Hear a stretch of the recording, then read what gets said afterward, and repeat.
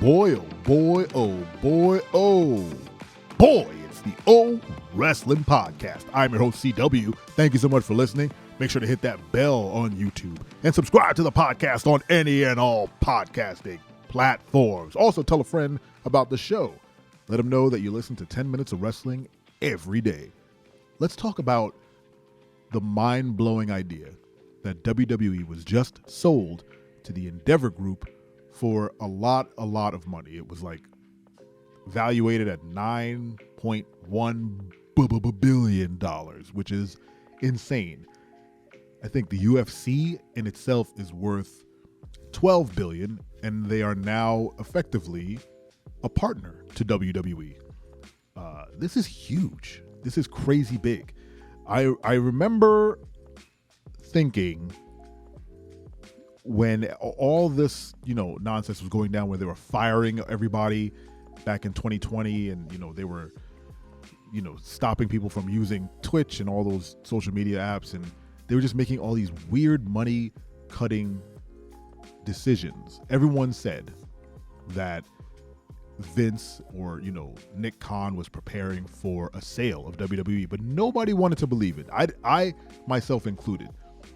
Having been through an acquisition, a company acquisition, those were all the telltale signs that, something was going to be sold or whatever. I've seen this stuff happen before, and I was in denial with WWE. Why? Because WWE has been, for my entire life, a family-owned, multi-billion-dollar corporation that was just sort of independent from everything. It just stood on its own merit. WWE always, for whatever, forget all the, the politics of the backstage stuff, and forget Vince's insane personality and his just awful behavior. Forget all of this stuff. As a company, WWE has always been a family-owned, multi-billion-dollar corporation owned by one crazy old dude. And it just felt different than most other companies. Even Amazon, which was started by Jeff Bezos, has become corporate. It's very corporate. Like it's an institution now, but there's a level of like familiarity with WWE that I think fans would understand, knowing that the dude who owns the company, the billion-dollar guy who runs the entire global corporation of WWE, was literally at every single show. Granted, he was terrorizing everybody with his poor decisions, but he was there. He was active. He was literally right behind that curtain. Every time Raw would turn on and you would see someone walk through the curtain, they were walking past Vince. They were walking by the guy who owned the company, the old man. There's something endearing about that. Again, like I said, forget all the craziness that he actually did, and just think about how wild that is, that a CEO of a company, the chairman, the big dog, was like high-fiving friggin' his employees every single show. That's madness. And now WWE has entered a completely new realm as a corporation. They are now owned by someone who's not a McMahon. They will be run by Vince, obviously. He's going to be executive chairman, whatever this new corporation is that will house WWE and its subsidiaries. But it's not owned outright by Vince. Has a boss. Vince has a boss, y'all.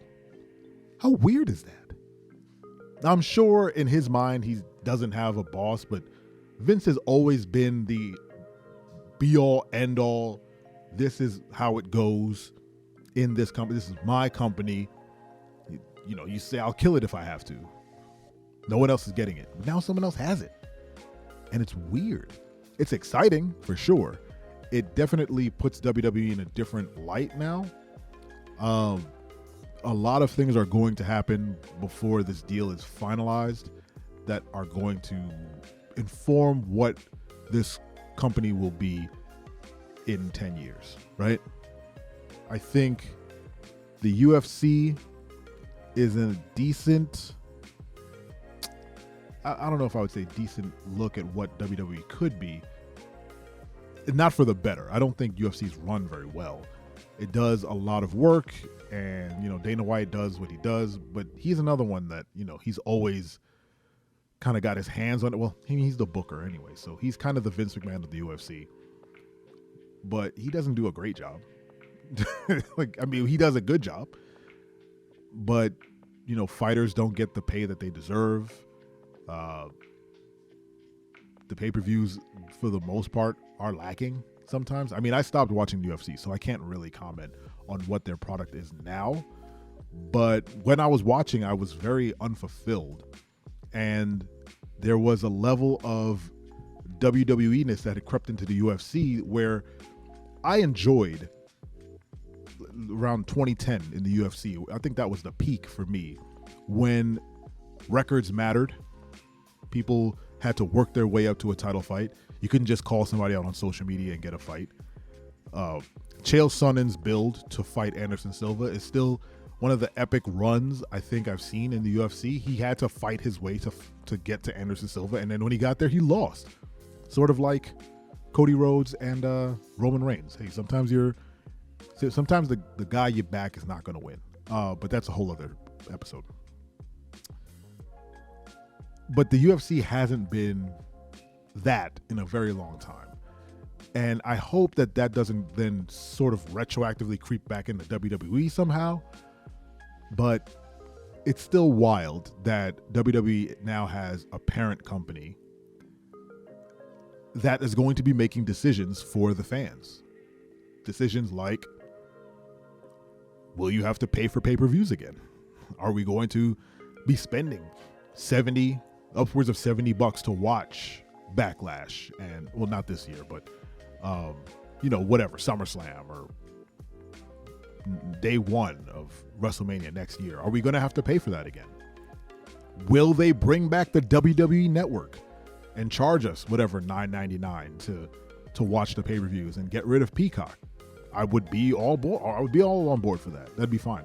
Will they create some new crazy combat app where you can watch all the old uncensored matches of WWE and UFC and all their, fighter camps and documentaries and all that stuff? I would love to watch that. I would live through nostalgia. I'd go back and watch all those old Ultimate Fighters if they had that on one giant app, of course. And then you can watch like the pay-per-views and the premium live events of WWE. That's a good idea.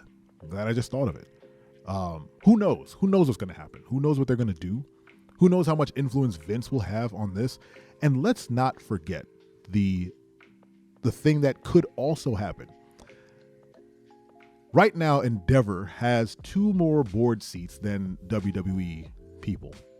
So they have majority control over decisions for the company.